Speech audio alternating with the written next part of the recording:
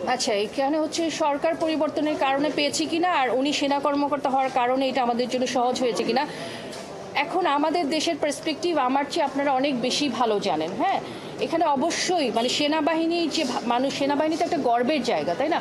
আমি শুধু সেনাবাহিনী বলবো না, যে কোনো সাধারণ মানুষও যদি ভিকটিম হয় তারও কিন্তু ন্যায় বিচার পাওয়ার অধিকার আছে। কিন্তু বিচার প্রক্রিয়াটা যেহেতু একটু লেন্দি হয় আমাদের দেশে, সেই জন্য হয়তো সবাই শেষ পর্যন্ত আসতে চায় না, এতগুলো স্টেপ হয়তো পার করতে চায় না। কিন্তু আমার বিশ্বাস সবাই যদি স্টেপগুলো পার করে তারাও বিচার আসলে পাবে না। আমাদের বিচার ব্যবস্থার উপর আমাদের পূর্ণ আস্থা রয়েছে। আর সরকার পরিবর্তনের কারণে এটা পেয়েছি কিনা, আসলে এটা তো অবশ্যই একটা গুরুত্বপূর্ণ ফ্যাক্টর, কোনো সন্দেহ নেই। এখন বর্তমান যে সরকার আছে আমরা বিশ্বাস করি ওনারা ন্যায় বিচারের ধারক এবং বাহক। তো সেই ক্ষেত্রে অবশ্যই বিচারটা ত্বরান্বিত হয়েছে আমরা বলবো, এতে কোনো সন্দেহ নেই।